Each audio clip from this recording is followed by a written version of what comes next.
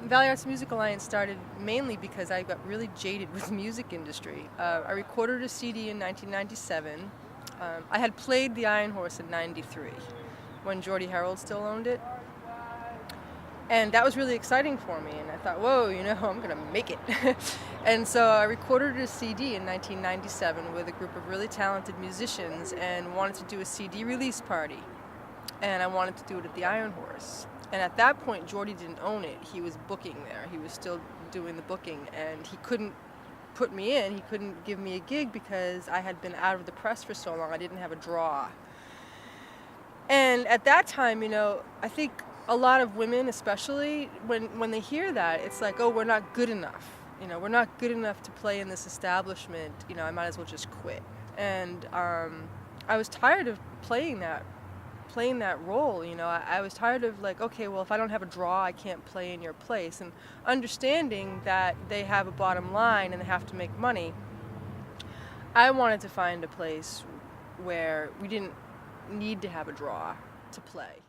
So I started hunting again for spaces. I talked to Will Bundy at Eastworks, him and his partner at the time, and I felt kind of silly, because I'm looking for free space, and here's these really, businessmen. So 2 weeks went by, and this woman, Sue Bartone, I think she wanted to start a cafe or something, and she was talking to a realtor in town who put her in touch with Dr. Kanazi. And he owned the building on the corner of Holyoke and Cottage Street. And it was an old cabinet shop. And he brought us in, he showed it, and I was like, so what's the rent? And he goes, you can have it for the first several months, for free. And I'm like, well, what about after that? He goes, you can just have it. So basically, Flywheel was in this space for free.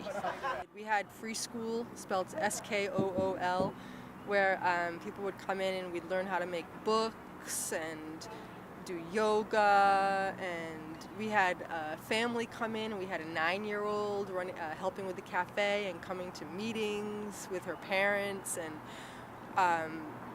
it was amazing, the amount of support there. One of the things that happened through the beginning was, it became a lot of punk rock and ska, young kids playing, which obviously that needed to happen because there was no place for these guys to play. They couldn't play in a club because they weren't old enough. They didn't have a draw. But I wasn't really up on all that. Mike Burke, who now works for Amy Goodman down in New York, he used to do shows in his basement down off of Market Street. And he used to have touring bands come through there. And this was a whole underground scene that I knew nothing about. I mean, I came from a Catholic school in Worcester, I listened to the Partridge Family and Donny Osmond when I was preteen, and, I didn't know anything about what was going on here. I just started playing the guitar and wanted to keep playing. And so it was the people that actually came in that first show and found out about us, so that knew more about what was going on than I did. I really had no idea. I was completely ignorant to that whole scene. I wasn't into punk rock. I wasn't into any of that stuff. I just wanted to play, and I wanted to find a place to play, and I didn't want to have to cater to the mainstream.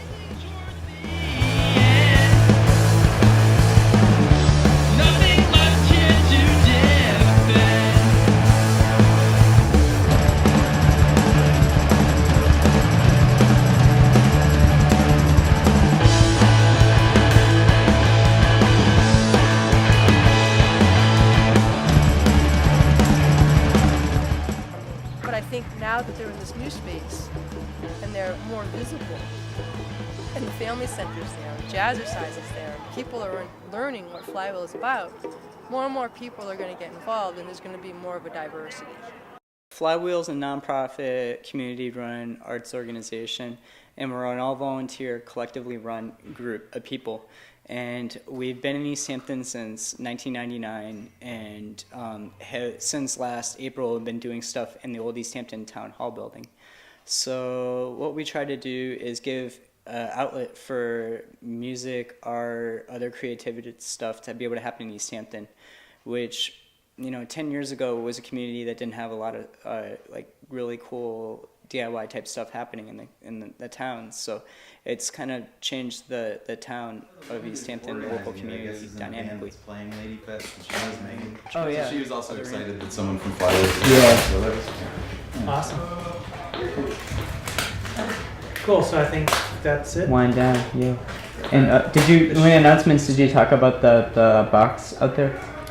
Well, I With put the out key? an email. Okay, so everybody who needs to know about it gets Yeah, the info.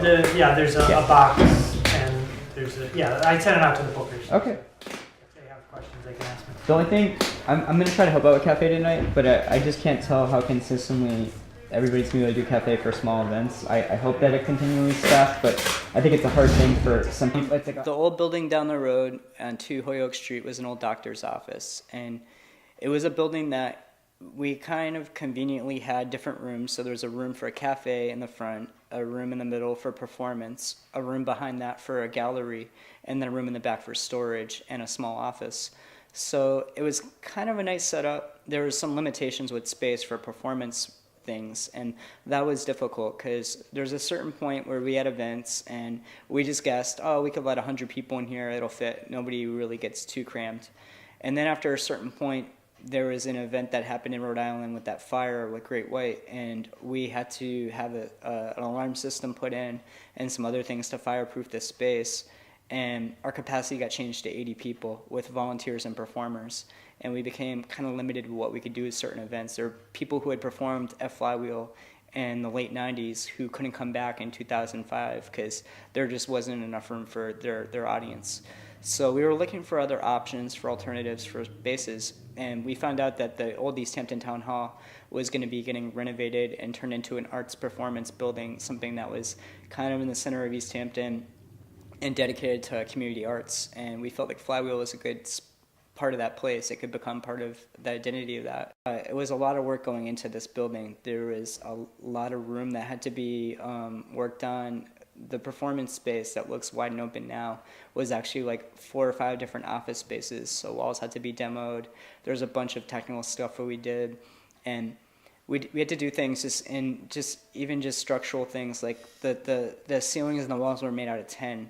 That acoustically would have been a nightmare if we had 10 walls, so we had to work with the town to get an okay to be able to put drywall up, which they weren't totally for because this is an historic building, so you have to do certain things within certain types of codes.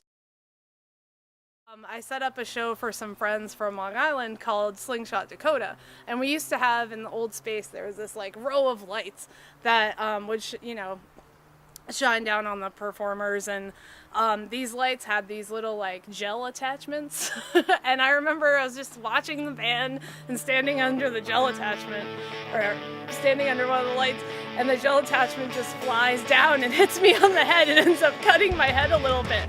And to me at that moment, I was not angry, I was not upset, I was a little bit in pain, but I realized like this is DIY, this is Flywheel.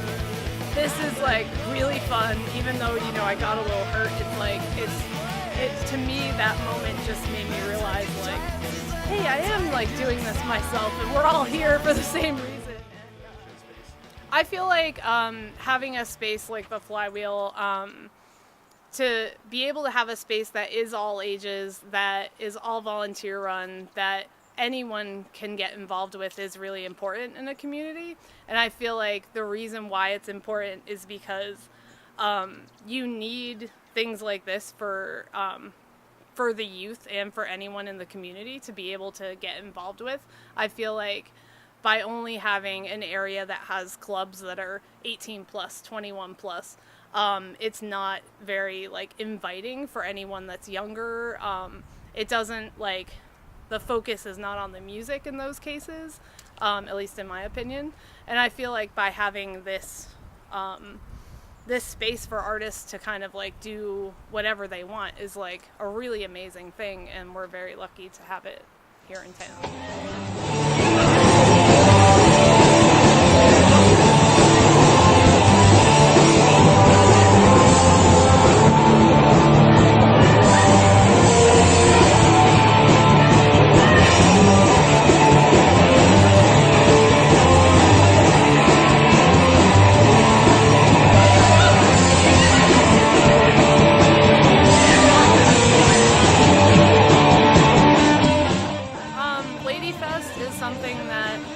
came together through me and a couple of other Flywheel volunteers who were just really excited about bringing more women to the Valley, and I feel like we're doing that in general just through like different shows. Basically, I feel like we just kind of thought about it and we're like, why not do an event like Lady Fest? Like, why not try and get like tons of, you know, bands of all different genres, like still under the DIY like ethic, to all come and play at Flywheel at the same time. So we had like an initial planning, and then many other volunteers got involved, and it involved into putting together a 3-day festival, 1 day at Smith College and then 2 days at the Flywheel space. And I just remember seeing the drummer of Lightning Bolt run out after their set, and he was drenched in sweat, like looking for water, hanging out under a table. It's like completely like, ugh.